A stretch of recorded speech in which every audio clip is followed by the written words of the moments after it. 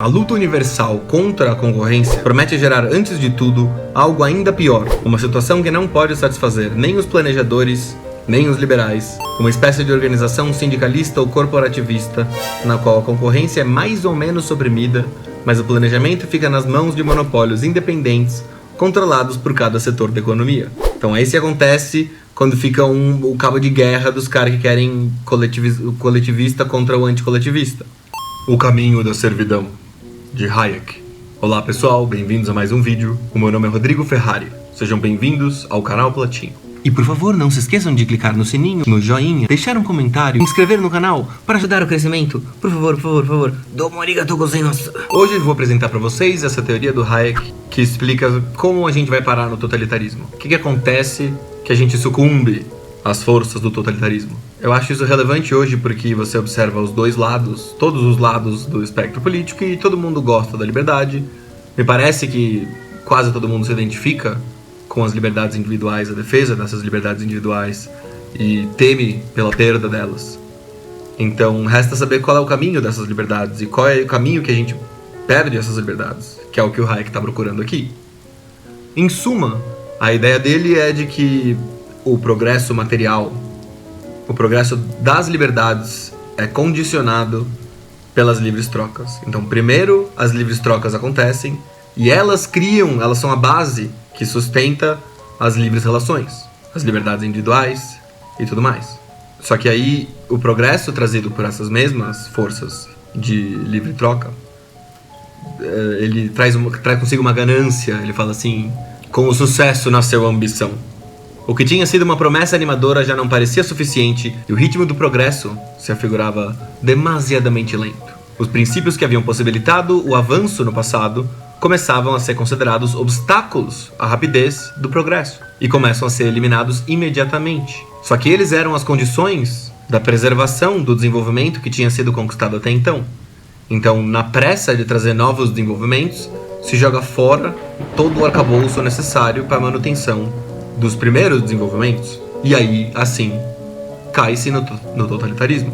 Então, em outras palavras, na verdade, a tese dele é de que todo estatismo leva a totalitarismo, que toda tentativa de tirar a liberdade de troca, liberdade econômica, me parece aqui que é bem evidente que o lastro das liberdades individuais é a liberdade de troca. Quanto menos liberdade de troca você tem, quanto menos liberdade econômica se tem, menos liberdade individual você vai ter. Então, embora pareça no primeiro momento que tirar essas liberdades econômicas de livre troca, reduzir as liberdades econômicas, pelo menos imediatamente não parece que vai levar à perda de liberdades individuais, à perda do progresso ou qualquer coisa assim. É aquela história de que é bom pensar em termos de turnos, como se fosse um jogo de carta, que não vai no segundo turno, mas no terceiro vai. E o argumento dele contra a ideia de querer acelerar esse progresso é justamente que, assim, se você deixa rolar as livres trocas, elas vão fazendo com que as liberdades individuais sejam mantidas e garantidas, pelo menos. Então, tá no turno 1, a liberdade econômica se desenvolve, no turno 2, as liberdades individuais se desenvolvem por causa dessa liberdade econômica. Turno 3, o pessoal tá todo desenvolvido ali, já tá com pressa, e eles querem puxar o desenvolvimento das liberdades individuais, o desenvolvimento material, o progresso em geral, que chegaria lá pelo turno 5 ou 6, eles querem puxar já para o turno 4. E ao fazer isso, eles tiram liberdades econômicas que não parecem essenciais, porque elas não são imediatamente, elas são parte do arcabouço que sustenta o que permite as outras liberdades, mas é indireto, por isso você não percebe. E por isso, de repente, cadê? O que aconteceu com a nossa outra liberdade? Ela vai junto, porque a base dela é a liberdade econômica. E aqui é interessante também fazer uma nova problematização. Vamos avançar um pouco mais. Que ele fala dessa questão. Então qual é a ideia aqui? É livre mercado puro, absoluto, por princípio? Porque o pessoal sabe que o Hayek, ele não é famoso por ser ele não é Rothbard style, né? Não é Yola Swag. O ponto é que ele é mais neoliberal, literalmente, no sentido estrito que eu tento apresentar no meu canal inúmeras vezes, tendo como base o texto do Milton Friedman, em que ele próprio fala que vai defender uma fé neoliberal. Mas o Hayek, ele entende a ambiguidade disso aqui. Então saca só o que ele fala aqui. Que os princípios básicos do liberalismo não contém nenhum elemento que faça o credo estacionário, não é fixo e imutável. O princípio fundamental segundo o qual devemos utilizar ao máximo as forças espontâneas da sociedade e recorrer o mínimo possível à coerção, esse é o princípio do liberalismo. E aí ele diferencia dois caminhos para isso daí. Um é o de criar deliberadamente um sistema no qual a concorrência produza o máximo de benefícios. E o outro é o de aceitar passivamente as instituições tais como elas são. Interferir, é aí que a gente tem uma distinção que nas problematizações do outro lado não vão aparecer assim. Mas de dentro do próprio campo dos libertários, liberais e tudo mais. Você tem essa separação entre quem acha que você tem que deixar mesmo por princípio todas as liberdades, o que o Hayek chama aqui de uma obstinada insistência de alguns liberais em certas regras gerais primitivas, sobretudo o princípio do laissez-faire. Só que ao mesmo tempo ele fala que essa insistência era necessária e inevitável. Diante dos inúmeros interesses a demonstrar que certas medidas trariam benefícios óbvios e imediatos, a alguns pelo menos, só que o mal viria inevitavelmente no próximo turno, ou no próximo turno. Então, como que acontece que a gente cai nos totalitarismos, os famosos totalitarismos inomináveis da Itália e da Alemanha do século XX? É assim. É tentando acelerar o progresso que foi condicionado pelas liberdades econômicas, e a gente tenta acelerar esse processo coibindo liberdades econômicas sem entender como que elas são a base das outras liberdades.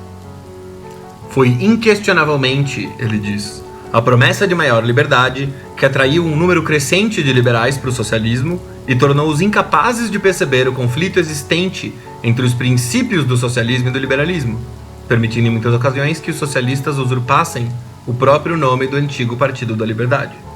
Eu vejo essa discussão até hoje de pode libertário de esquerda, que é estranho pra mim, porque tudo que eu vejo os libertários da direita falando, eu já tinha ouvido nos libertários de esquerda, que supostamente não existiam, mas na minha época era só o que existia.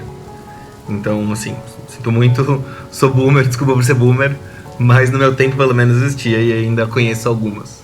O problema do totalitarismo pro Hayek é o que acontece quando os homens se afastam da liberdade para organizar de forma coercitiva suas atividades. O fascismo é o estágio atingido depois que o comunismo se revela uma ilusão, conforme aconteceu tanto na Rússia stalinista como na Alemanha pré-bigodinho.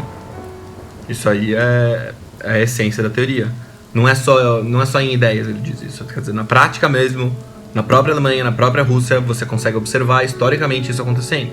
As ideias de acelerar o progresso surgindo e daí elas regridem. Então você vê isso. O Reich fala especificamente disso, por exemplo, as liberdades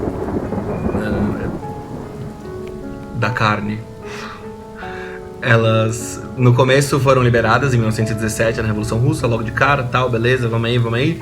Só que com o tempo, eu lembro que ele fala especialmente sobre as preocupações dos mais velhos, com um monte de criança abandonada na rua. Não era um negócio bonito de se ver, e daí eventualmente, quando chega o Papa Stalin, ele acaba com essa brincadeira. Então, o totalitarismo stalinista seria necessariamente uma consequência da várzea produzida pelas ilusões da aceleração, da tentativa de acelerar o progresso. Talvez essa seja a grande mensagem aqui, que esse progresso garantido pelas liberdades materiais, econômicas, da livre troca, ele não pode ser acelerado sem a manutenção desse dogma. Ao mesmo tempo em que ele faz a crítica também, de que... porque ele introduz essa questão, essa separação aí. Tem dois jeitos de tratar, e eu problematizei muito o outro que parece supostamente melhor. Porque você fala assim, vamos fazer então livre mercado e deixa que o negócio se resolve sozinho. Você fala, pô, isso é muito ingênuo, óbvio que vai ter problemas. Do outro lado você pensa assim, não, mas calma. Então a gente vai fazer o quê? Organizar para otimizar os benefícios da competição. Só que essa organização deliberada do negócio pode acabar sendo triplamente pior, muito mais maléfica. E ele também chama atenção a esse negócio aí, que é mais polêmico e eu não manjo muito, mas que é significativo na história intelectual de muitos dos líderes, os liderados, mais até, frequentemente trocavam de lado facinho, de um extremo pro outro.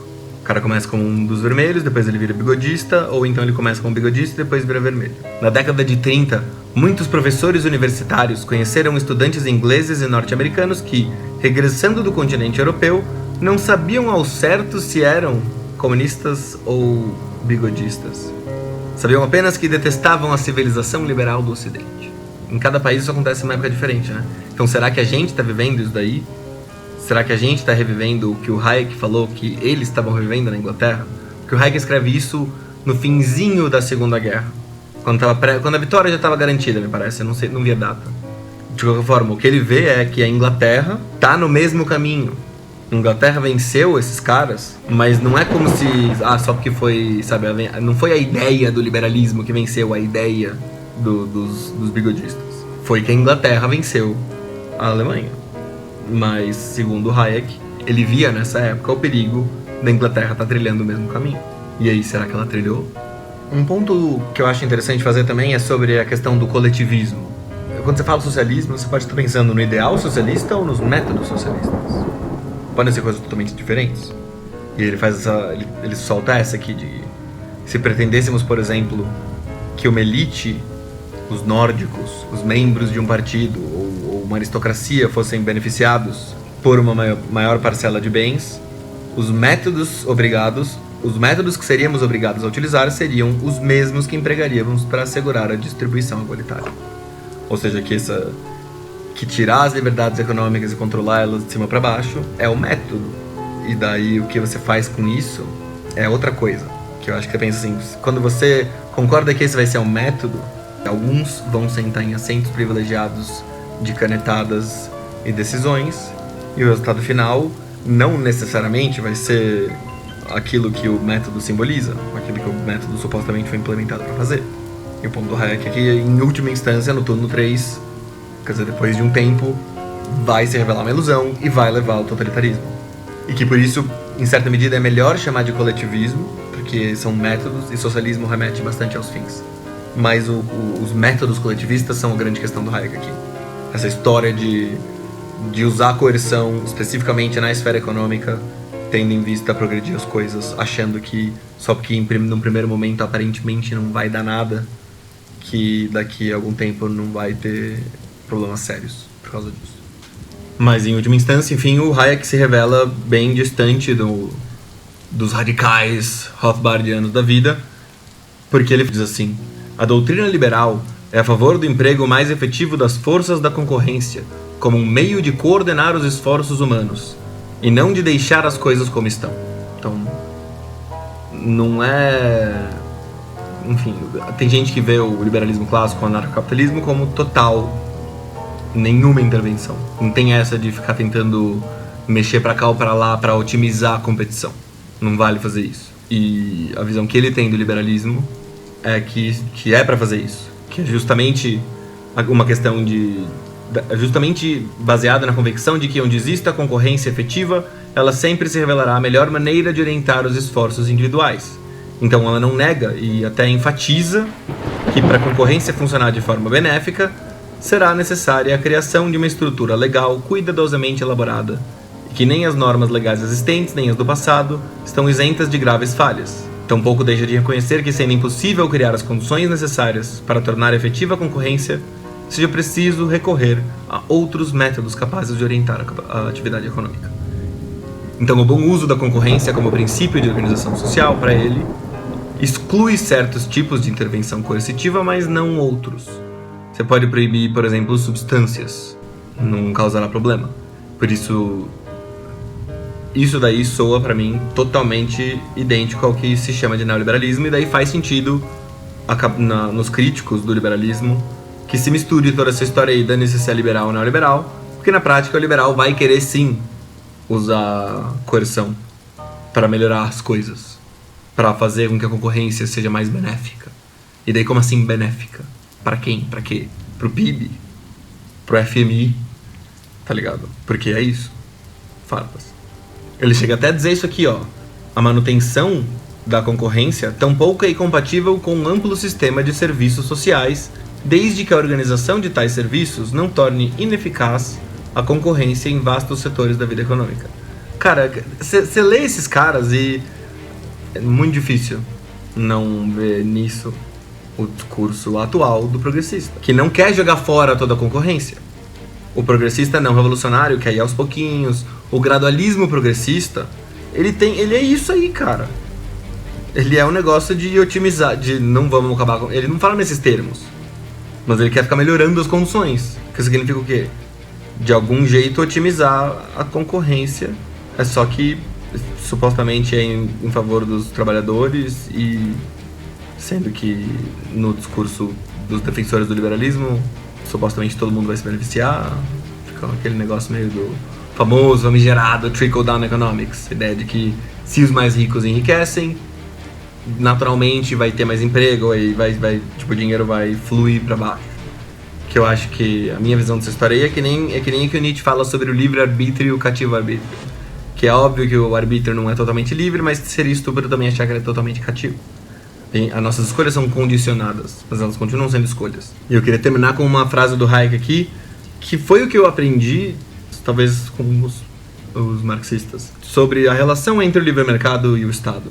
O Estado burguês serve para a manutenção da propriedade privada e das condições da concorrência, que não é bem livre, que é como nas palavras do Chomsky, no fim das contas é aquela história do socialismo para nós, capitalismo para vocês.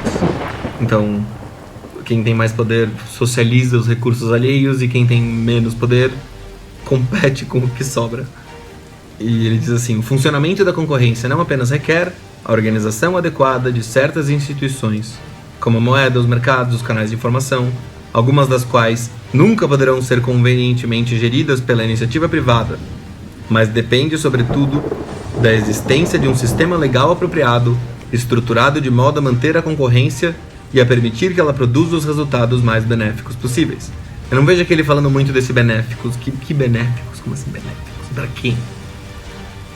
A premissa de que o benéficos, de que a gente consegue ter um benéficos, sabe, neutro assim, eu acho meio complicado. Porque essa é uma outra questão para outro vídeo, né? Mas do problema da desigualdade. Porque num primeiro momento você vai dizer, não, o problema não é a desigualdade, o problema é que o cara tá pobre e vai morrer de fome, entendeu? Então, o problema não é que tem gente que tem muito a mais do que outros, e sim que tem gente que não tem nada. Se todo mundo tiver o mínimo, daí tudo bem que tem uns caras que têm infinito. Mas tem o segundo nível de problematização, que eu acho que é, sim, você vai... realmente, é mais problemas de primeiro mundo, o segundo passo. Mas que existe o problema da desigualdade, e na questão da competição do amor é onde menos dá pra negar. Se todo mundo ganhasse exatamente a mesma coisa, a gente vai competir não vai competir usando isso, não vai favorecer os mais feios.